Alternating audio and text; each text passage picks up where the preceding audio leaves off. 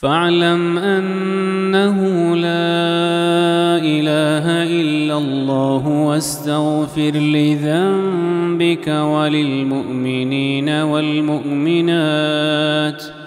والله يعلم متقلبكم ومثواكم.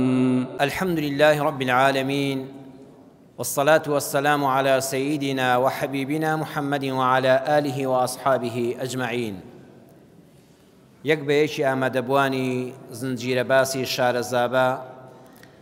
یەک بەیەکی بیسەران و بینەران لە هەر کەناڵێکەوە بەشداریمان لەگەڵ دەکەن لە بینینی زنجیرە باسی شارەزابەدا بۆ زیاتر شارەزابوون لە ئاەتەکانی پڕبەرەکەتی قورئانی پڕبەرەکەت و بەخشش. لە خزمەت سوورەتی ئیبراهیمدا بووین، لە خزمەت ئاەتی وئین تعودوا نعمة الله لا تحصوها. خۆشەویستانم، بەڕاستی ئێمە ئێستا لەم سەردەمەدا بەهۆی ئەم کاریگەری دنیا و ژیانە سەختەکانی دنیاوە وامان لێ هاتووە خەڵاتەکانی خوای پەروەردگار خەریکە لە یاد دەکەین. بۆیە لە مانگی قورئاندا کە سوپاس بۆ خوا زۆربەتان ئەهلی قورئان و قورئان خوێن و گوێگری قورئانن، با زیاتر لە ئاەتەکانی قورئان تێبگەین. وإن تعدوا نعمة الله لا تحصوها. زانایان دەفەرمون نیعمەت لێرەدا بەتاک هاتووە، بەمانای کۆ نەهاتووە. هەرچەند هێندێک لە زانایانی زمانیش دەفەرمون نەکیرە ئەگەر ئیزافەکرا بۆ لای ئیسمێکی معریفە بە مانای جەمعیش دێ، بەڵام تێگڕای مفەسیرین لەسەر ئەوەن خوای پەروەردگار فەرموویەتی ئەگەر ئێوەی مرۆڤ بتانەوێ یەک دانە خەڵاتی خوا لەسەر خۆتان بژمێرن، یەک دانە خەڵات نەک هەموو، یەک دانە خەڵاتی خوا بژمێرن ڕاستە، بژمێرن لە ڕووی زمانەوانیە و بۆ مانای لا تحصوها هەڵەیە. خوا نافەرمێ بناتوانن بیژمێرن، بەڵکو لا تحصوها ئیحصا یعنی چی؟ یعنی ئامار، ناتوانن ئاماری بکەن. ژماردن ئاسانە بەڵام ئیحسا بەڕێزان زۆر قورسە. ئێستا من دەتوانم هەر لێرەوە جەنابتان ئاوا کەسێک لە شوێنێکی بەرزەوە یەکی بە یەکتان بژمێرێ، بەڵام ئاماری ئێوە وەرگێ زۆر قورسە. ئامار بریتیە لەوەی فڵان کەس ناوی چییە؟ ئەها لە فڵان ئەحسایی کراوە سەر ژمێری دانیشتوان، فڵان کەس ناوی چییە، باوکی ناوی چییە، باپیری ناوی چییە، ناوی پشتی چوارەمی ناوی چییە، پەنجەمۆری چۆنە، لەکوێ لەدایک بووە، بنەماڵی دەچێتەوە سەر کوێ، عەشرەتی چییە، شوێنی جوگرافیاکەی کوێیە، دەبێت زۆر بەوردی. ئەمە زۆری پێدا دەوێت، بەڵام ژماردن ئاسانە. بۆیە فەروەردگار نەیفەرموو ئەگە بتەوێ یەک خەڵاتی خوا بژمێرین پێ ناکرێ، نەیفەرموو باسی ژماردن نییە، باسی ئامارە. بە قوڵی بچێ یەک خەڵاتی خواوە بەڕێزان بڕات کە پێ ناکرێ. بۆیە ئەی وئین تعودوا الخەیرات من نعمة واحدة لا تحصوها. بتەوێت چاکەکان و خۆشیەکانی یەک خەڵاتی خوا بەسەر خۆتەوە بژمێری، یەقینت هەبێ پێ ناکرێت، چەندە زاناوی ناگێ ئەوە سەری. بۆ نمونە ئێمە ئێستا کە زانەی پزیشکینین هیچمان ئەوەی کە لێرەین وەکو خۆشم، ئێمە تەنها ڕووکەش دەبینین، بەس با چاو وەرگرین. وەرە خەڵاتی بەس چاود وەرگرە، یەک خەڵاتی خوا، یەک نیعمەتی خوای پەروەردگار کە چاوتە. ئایا چاو جوانیەکەی خوای پەروەردگار ئەم چاوەی چەند بە جوانی دروست کردووە؟ هەر شاعیران لە کورد و عەرەبا سیر کە بەس لە چاوە چەندیان بە چاو هەڵوتووە، جوانی مرۆڤ لە چاو برۆکانیدا دەردەکەوێت، کەواتە بەس ئەوەی خەڵاتی یەکەم جوانی تۆ لە چاوەکانتایە.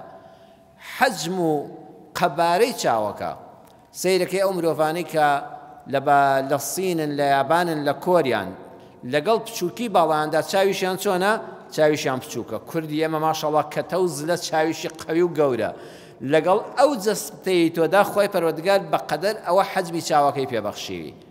ئەوە خەڵاتێکە. ئەی شوێنی چاوەکە ئەگە خوا نەخواستە چاومان لەسەر ئێرە بوویایە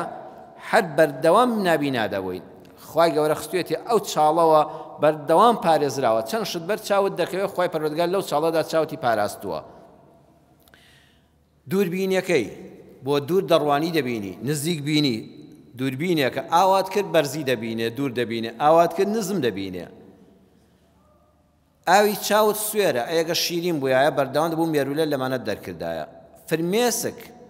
زانایان دەڵێن ئەگەر چەند سەد جار فرمێسکی چاو ڕوون کەیتەوە هێشتا ڤایرۆس و میکرۆب دەکوژێ. ئەو چاوە زۆر ناسکە، ئەو هەموو تەپ و تۆز و ڤایرۆس و پیسە ڕوو دەکاتە چاومان، وەڵڵی یەکسەر شەبەکەی چاومانی دەخوارد. ئەو فرمێسکە مادەیەکی ئەوەندە خەستە،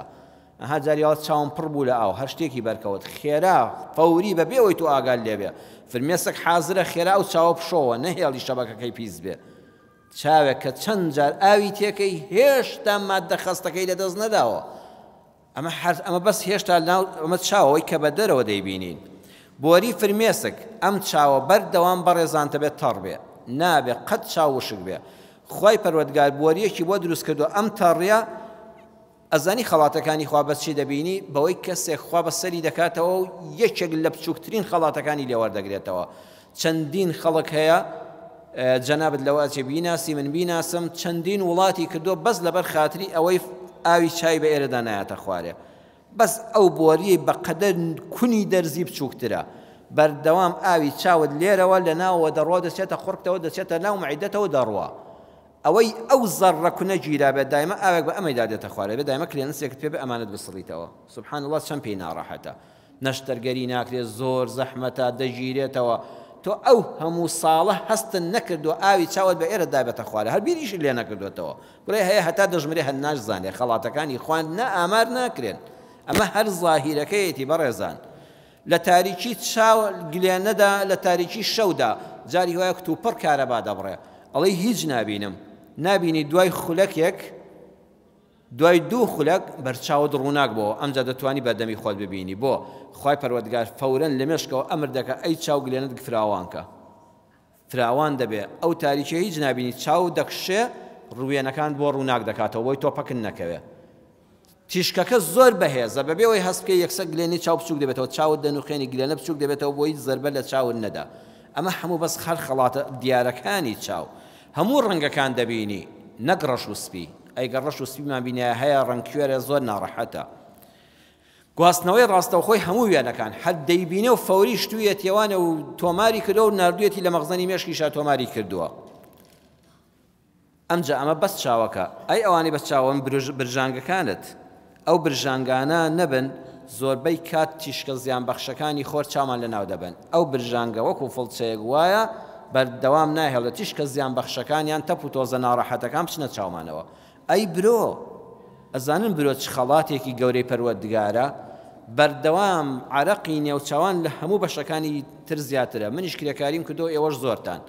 ئەها کە ئیش دەکەی بەس زۆری عەرەق بە نێوچاوان ئاوا دەکەی عەرەقی نێوچاوان. کوردیش زۆر جوانی وتووە عەرەقی هیچ شوێنە بەقەدەر عەرەقی نێوچاوان نییە لە کاتی ماندوو بوون و گەرمادا.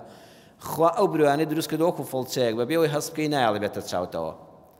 زانای پایەبەرزی کورد جەنابی پرۆفیسۆر دکتۆر عوسمان محەممەد غەریب کە مامۆستای زانکۆی و خەتیبی مزگەوتی بەختیاری ئێرەی خۆمانە لە کتێبەکەی خۆیدا سایە قورئان سوورەتی ئەننەحل لە لاپەڕەی 293دا دەفەرمێت لە دەڤەری ئێمە واتەم لە منتیقەی هەڵەبجە کابرایەک هەبوو برۆی نەبوو، هەر برۆی پێوە نەبوو هیچ. کە برۆی نەبوو پێیان دەوت حەمە برۆ، ینی لەبەر ئەوەی برۆی نەبوو ناوی محەممەدی بوو پێیان دەوت حەمە برۆ، واتە کاک حەمە برۆ. کاک حەمە برۆ لە دروێنەی دەکرد لەو منتیقەیە و ئێمە شەموو دەمان بینی بەردەوام پەتێکی بە ئێرەوەی دەبەست، قەیتانێکی دێنا بە ئێرەوە دەبەست بێنەوە چاوانەوە. دام و کاکە حەمە بۆ وا دەکەی ئەگوت ئێوە خەڵاتی ئەم برۆیانە نازانن، بەردەوام نێوچوانم کە عەرەق دەکاتەوە دێتە ناو چاومەوە، چاوم دەڵی خوێی تێکراوە. ئەو قەیتانە دەبێت بەردەوام بە ئێرەمەوە بێ لە کاتی ئیشکردنا، بۆی کە عەرەقەکە هات ئەو قەیتانە بیگرین دەبێ خێراخێرا لیکەمەوە بەدەست ئاوای لێ بکەم. ئێوە نەدەستی لێ دەدەن نە هەستی پێ دەکەن. خوا شتێکی بۆ دروستکردون ئەم برۆیە ئارەقەکە دێنێ بەبێەوەی هەستی پێ بکەی بەم لاولادا دەیخاتە خوارەوە. چه خەڵاتێکی گەورەیە ئەمە بەس لە چاودا. جاخوا فەرمووی نەک بیژمێرن، باسی عەدی نەکرد، عەد جیاوازە لەگەڵ ئیحساس. سەیری وردی قورئان کەم بەڕێزان چەند وردە.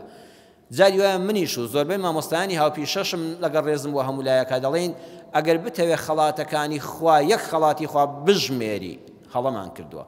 خوا نەیفەرموو عەد لا تحصوها، ناتوانی ئاماری بکەی، یعنی ئامارە وردەکە بە کەس ناکرێ. حتا زانست پێشکەوێ ئەمجا کەلیمەکانی قورئان زیاتر ماناکانیان دەردەکەوێ. ئێستا کە دکتۆری پزیشکی چاو هەیە کە پزیشکی چاو هەیە جاران یەک پزیشکی گشتی چاو هەبوو دەیانگو پزیشکی قەرەنیەیە و ڕەشێنەیە و سپیە و برۆیە و برژانگە و هەموو چاو بوو ئاوی چاوە ئێستا وانە ئێستا کابرا کە دکتۆرا وەردەگرێ کە دەبێتە دکتۆر ئیخسائی پسپۆڕی چاو لە یەک بەشی چاوە دکتۆرا وەردەگرێ ماستەری خوێندووە 4 ساڵ دکتۆراشی خوێندووە ئەو هەموو پشکنین و مختبەرە لە یەک بەشی چاوە بەڵام ئایا ئەو دکتۆرە پسپۆڕە دەتوانێت بڵێ من لەو بەشەی چاوە تەواو عیلمەکەم گەیشتۆتە کۆتایی ئەڵێ ناوەڵڵا ئەڵێ من بەم دکتۆرایی خۆم بەو تەجروبەی کە لەسەر ئەو هەموو نەخۆشانەی چاو بینیومە ئەو زانستەی کە لەبەردەستمایە گەیشتومە ئەوەی یەک زانستی بچووکم پێ لە یەک بەشی چاودا ئەها عیلم دەڵێ وەڵا ئەوەی پار نەدەزانرا ئەم ساڵ دەزانرێت ساڵشکەش ناومێت مەبە بە نەخۆشەکە دەڵێ ساڵشکەش زانست پێش دەکەوێت یعنی هەتا قیامەت بەڕێزان یەک بەشی خەڵاتی چاو یەک بەشی بە هەموو دکتۆری چاوی دنیا ناتوانێت ئاماری بکە ناتوانێت بگاتە ئەو سەری ئاەتەکانی قورئان چەند وردن بۆیە خۆی پەروەردگار ئەم هەموو خەڵاتە جوانی پێبەخشیوین و هەستی پێ ناکەین بە ئاگامان دێنێتەوە خوێندنەوەی قورئان هەر ئەوە نییە بیخوێنیتەوە لەگەڵ ئاەتەکانیا تێکەڵاو بە کە ئەم ئاەتت هەموو جار خوێندەوە بڵێ یا ڕەب سوپاست دەکەم کە من نەک هەر ناتوانم ئاماریان کەم ئەی خوایە شکرانەکەی چۆن بێ بەخوا هەر ناتوانین بیشی ژمێری نەک ئاماری بکەین هەر ناژمێردرێ جاوەرە ئەنجا خەڵاتی بەڕێزان گوێت ئەم جاوەرە خەڵاتی خوێنت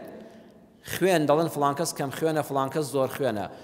ئێمە هەر جاری وایە خەپلەکانی خوێنمان لە یاد کردووە خەپلەکانی خوێن پەڕەیەکن کاتێ تۆ شوێنێکت بریندار دەبێ بەڕێزان نەتان بینیەوە یەک تۆس خوێنێکی لێ دێت دوای ماوەیەک لە وەڵا خوێنەکە بۆ خۆی مەی هەر دەستی لێمەدە لە شوێنی خۆی مەی ئەو خەپلانە فەوری دەگەنە ئەو شوێنە و دەمەکەنی برینەکە قەپات دەکەن وا نەبووایە یەک سەرە دەرزیەک لە شوێنێکەوە برینێک کەوتە ئاجەستەمانەوە یەک زەڕە خوێن لە لەشمانە نەدەمە بەڵام چەند جار شوێنێکت بریندار دەبێت تا دەچی لە فافێک شتێک بێنی لەزگەیەک بێنی ئەڵڵا کوڕە بۆ خۆی وەستایەوە ئەوە خۆی نەوەستاوەتەوە ئەوە خەڵاتێکی خوایە لە ناو خوێندا خەپلەکانی خوێنن هاتووە لە حیمی ئەو شوێنت بۆ دەکا زانای پابەرز دکتۆر محەممەد ڕاتب نابلوسی لە تەفسیری نابلوسیدا لە مجەلەدی 4دا لە لاپەڕەی 633دا دەفەرمێ کابرایەک لە شام بینیم ئەو پیاوە تەنها تووشی یەک شت بوو ئەو دەمارەی لوتی کە خوێن ئاخر خوێن زۆر بدێ بۆ لوت بە تایبەتی تا سەرماتر بێ یەکسەر مێشک ئیعاز دەدا ئەی دڵ خوێنی زیاتر بۆ لوت بنێرە ها کە دڵەوڵ لوتی سوور بۆتەوە لە سەرمانە لوت سوور نەبووتەوە بۆ ئەوەی پلەی گەرمی لەشت هاوسەنکە زۆرترین خوێن بۆ لوتت دێ تا گەرمتر بێ کەمترین خوێن دێ ئەو پیاوە ئەو خوێنێک کە دێتە لینەوە بە حاڵ وەکو نوکی دەرزیەک کونێکی تێبوو خەپلەی خوێنیشی لە لەشان نەما بوو ئەڵێ وەڵڵاهی بینیم پڵیتەیەکیان لە لوتی ڕۆکرد بوو زیاتر لە 10 سانتیم درێژ بوو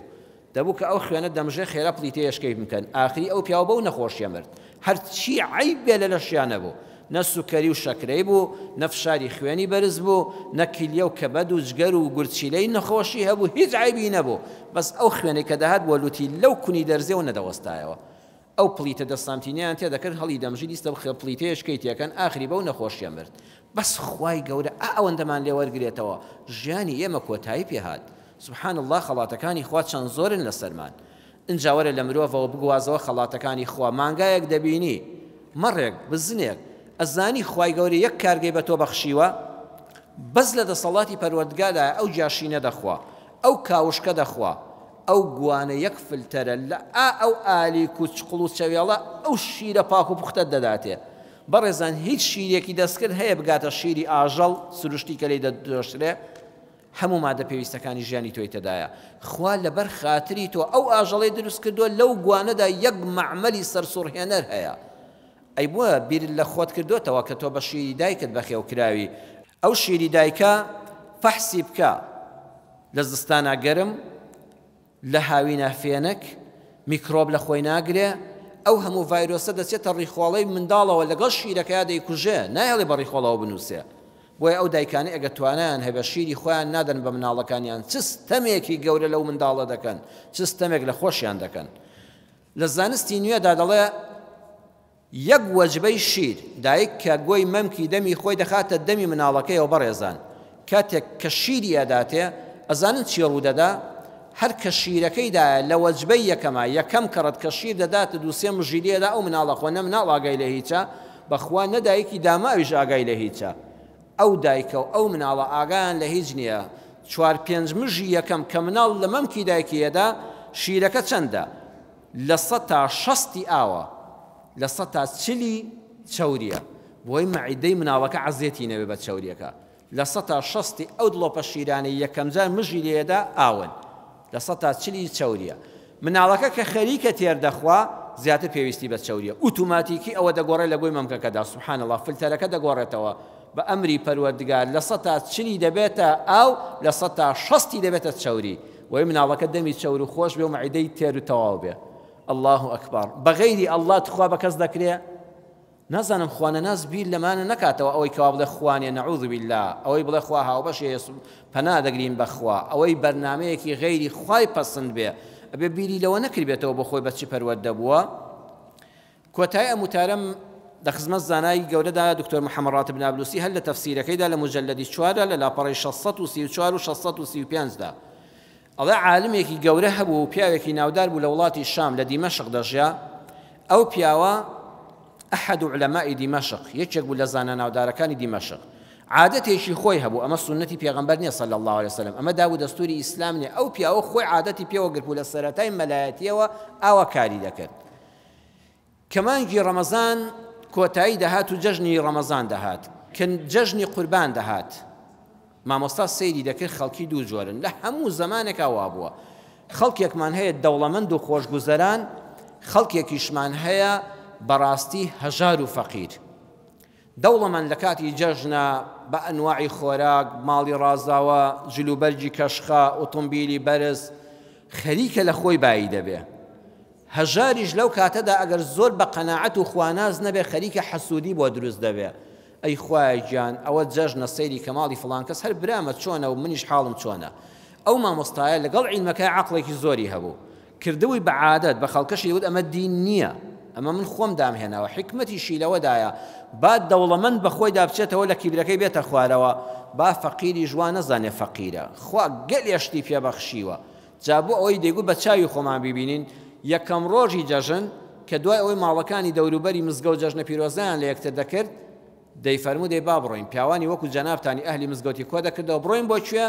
وەڵا بەڕێزان با بڕۆین بۆ خەستەخانە گەلێ پیا و ئافرەتی ئەم گەڕەکە لە خەستەخانە ئێستا خەوێندراون حتا ئەگەنە ناسیاویشی تێدا بێ لەم ڕۆژی جەژنەدا کەم خەڵک دەچێ بۆ سەردانیان با ئێمە بڕۆین بۆ خەستەخانە ئەچوون لەوێ جا دەیگوت بەڕێزان دوعای خێریان بۆ بکەن ئەگەر شتێ پارەتان پێیە کۆمەشی هەژارە نەخۆشەکان بکەنەوانی کە لەوێ لە قسە قەوێر کەوتون و وەکو نەخۆشن بێ پارەشن بەڵام دەیگوت دەوڵەمەندەکان سیرکەن ئەگەر خوا ڕەحمی بە ئێوە نەکردایە ئەمانە دەوڵەمەندی تێدایە ئەوە تا لەسەر قەرەوێرە کەوتۆ لە ناو ماڵ و منداڵەکە جەژن ناکە دەوڵەمەندەکە بە ئاگا دەهاتەوە بۆ خوا مامۆستا ڕاست دەکا ئەو خەڵاتی خوایە کە من لە ناو ماڵ و مناڵما بە فەقیرەکانی دەگوت نەیگوت دەگوت فڵان کەس دەگوت چێ خۆی بە فەقیر دەزانێ ئەزانی تۆ زۆر دەوڵەمەند و خۆشبەختی لەم جەژنەیە لە ناو ماڵ و منداڵەکەتای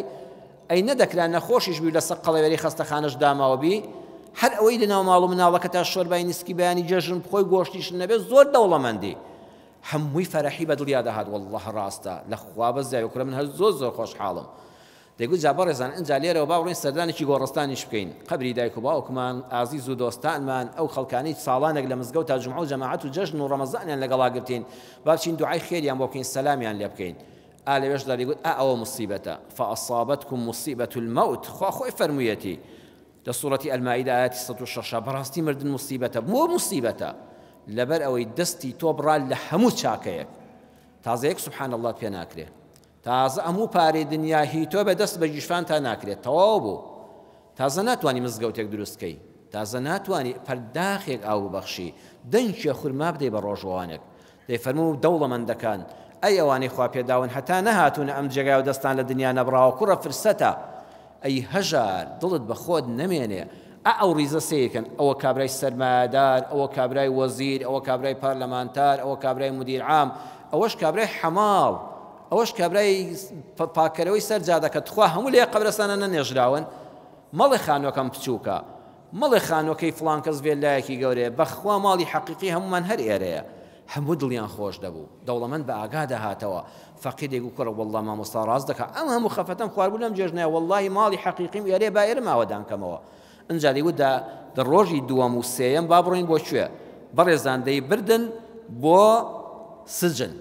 ئەیگوی هاوڕێ و ناسیاوتان لە سجنان یان ئەگەر نەناسیاویش بێ با ئیوایە بێ کە سەبسین سەرێکی لێ بدەین دوو دوعای خێری بۆ بکەین دڵنەوایی بکەین لەوێدا دەیگوت دەزانی باوەڕتان هەبێت تا سجن نەزانی خەڵاتی ئازادی ناناسی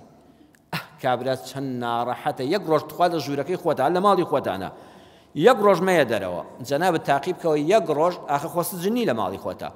بەس دەرگاکە لەسەر داخەن هەموو پێداویستێکی ژیانی تێدا بێت لە ناو ماڵ و مناڵی خۆشتاوی بەس لە ژوورەوە بێ خەریکە دڵت دەتەقێ ئەی کابرا ئەو هەموو شیشەی لەسەر هینە و حرەسێکیش لەبەر دەرگا و نایهێڵن خۆریشی چاو پێ بکەوێ نایهێڵن بازاڕی چاو پێ بکەوێ پەنا بەخوا هەیە 15 ساڵە جیهانی دەرەوەی نەدیوە مەگە تەلەڤیزۆن ئێستا هەیە یان موبایلەکەی ببینێ دەیگوت کە هاتنە دەرەوە بەڕێزان ئێوە هیچیشتان نەبێ هەر ئەوەی کە ئازادانە دەسوڕێتەوە بەسەر زەویدا هەموو دنیا هی تۆیە بیرت لەم خەڵاتە گەورەی خوا کردوێتەوە ڕۆژە لە ڕۆژان جارجار سەردانی سجنەکان بکە هەم نیعمەتی ئازادی هەم خەڵاتی دووربوون لە موسیبات ئەو پیاوە ژۆک و تۆ بێەوەی سەلامەت بوو وەڵڵا تووشی فیتنەیەک بوو خوا لاماندا باوەڕکەن ڕۆژانە فیتنە و موسیبەت دەبارێ خۆ کابرا زۆری دوژمندار نەبوو لەسەر جادە تووشی بەڵایەک بوو یەخەیان پێگرت ماڵی خۆی خورابوو یەخەیان پێگرت و کەسێکی لەدەست کوژرا هەتا بێ لە سجنابێ خۆ ماڵی خەڵکیشی نەخواردبوو قەرزی دابوو بە خەڵک کابرا ئەوەندە ناڕەحەتی کرد لە حادیسەیەکە کەسێکی بەدەستڕۆی لەسەر ماڵی خۆشی ئازادیشی لەدەستدا تۆ کە لە ماڵەکەی خۆتای خەڵاتی خۆ زۆرە بەسەرتەوە ئایا توانیوتە ئاماری ئەو هەموو خەڵاتە بکەی خاڵی کۆتایی دەیگوت با بڕۆین بۆ خەستەخانەی نەخۆشیە عەقڵیەکان دەرونیەکان مستشفى الأمراض العقلية بمبورن ئەگە وشەیە لە کەوانەیەکا بەکاربێنم ناچارم کوردەواری خۆمان پێڵە شێتخانە ئەوانەی کەوا عەقڵیان لەدەستداوە کە دەچوونە ئەوێ ئای پەنا بەخوا چ ببینە ئەو ئینسانە بەهێزانە هەیە جلی بەبەرخۆیەوە نەهێشتووە هەیە دیوارەکانیان بۆ کردەوە ئیسفنج سەری خۆی پێدەشێشە بەو ئیسفنجە نەبێت کەلەی سەری خۆی دەتەقێنێ هەیە ڕوت و خول لەوێ دانیشتووە یەک جل بەبەرخۆیەوە ناهێڵە هەیە بە تەنیا هێشراوەتەوە هەرچی لەگەڵ یا بێ پەلاماری ددانی نۆکەکانی ئەوەندە درێژ بوون کەس ناوێت نزیکی بێتەوە خواردنەکە بە حرەسەکە لەو دی و شیشەکەەوە بۆی فڕێدا ئەیوت خەڵکی نەسەیرکەن بەس ئێمە کە خاوەنی عەقڵین ئەم پاک و پیسی خۆمان پێدەپارێزرێ دینە مزگەوت وشەی نەرم بەکاردێنین چ خەڵاتێکی خوایە جا دکتۆر نابلوسی دەفەرمێ لە کۆڕێکا بووم لە دەرەوەی دیمەشق لە دەوروبەری دیمەشق 1000 کەس زیاتر پیاوێکی وەکو جەنابتان ئاهەنگی ئایا ژنمارەکردن بۆ یا مناسبەتێکی داعوەت و تایبەتی بووە 1000 کەسی زیاتر پیاوانی بەڕێزی وەکو جەنابتانی کۆ کردبەوە ئەڵێ بەدەیان زانا و مەلای بەناوبانگی تێدا بوو ئوستازی جامیعی تێدا بوو لە ناو کۆڕەکەیە کابرایەک هەستا شێتێک جنێوی وا پیسی دەوت هەموو دەموچاوی خۆمان گرت لە تەریقیە ئەوەندە قسەی بێلەزەتی دەکرد وتم خەڵکینە ئەزانن خوای گەورە بوو ئەم کابرایە لەناو ئاخەم پیاوە خۆشیەتی داوە نەکرد بوو ئەمە لە شوێوە پەیدا بوو خوا هەر هەمومانی ئاگادار کردەوە خەڵاتێکتان پێبەخشراوە ئێستا بەبیرتان دێتەوە کە ئەو پیاوە دەبینن چ بێ لەزەتانە و قسەی بێمانە دەکا ئەم جا دەزانی خاوەنی خەڵاتی عەقڵ چ بەهرەیەکی گەورەیە وإن تعدوا نعمة الله لا تحصوها یەک خەڵاتی خوای پەروەردگار بەسەر خۆتەوە دڵنیابە ناتوانی ئاماری بکەی جاوەرە نەتوانی ئاماری بکەی شکرانە بژێریەکەی دەکرێ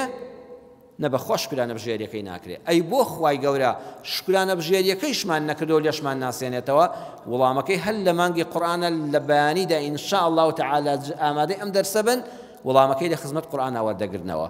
یا ربی خوای پەروەردگار هەموو خەڵاتەکانی خۆتمان بەسەرەوە زیادکەی یا ربی خوای ئەو کاتێک کە لە دنیا دەردەچین ئەندامەکانی جەستەمان ئەم عەقڵ و ژیریەمان بە میرات بەجێ بمێنە لە دوامان یا ربی خوای بە ساغ و سەلامەتی بە پاک و پوختی بژین نبینە بار بەسەر هیچ موسڵمانێکەوە عەزیەتمان پێوە نەبینە لە ژیانی دنیادا یا ربی خوای ئەوانەی بەسەرت کردوونەوە بە خەڵاتی نەخۆشی بە خەڵاتی خاوەن پێداویستی تایبەت بە خەڵاتی لەدەستدانی عەقڵ یا ربی خوای ڕەحم بە ئێمەش و بە ئەوانیش بکەی شیفای هەموو نەخۆشەکان بدەی ڕەحم بە حاڵی ئێمەش و سەرجەم ئیمانداران بکەی آمين آمين والحمد لله رب العالمين والسلام عليكم ورحمة الله وبركاته فاعلم أنه لا إله إلا الله واستغفر لذنبك وللمؤمنين والمؤمنات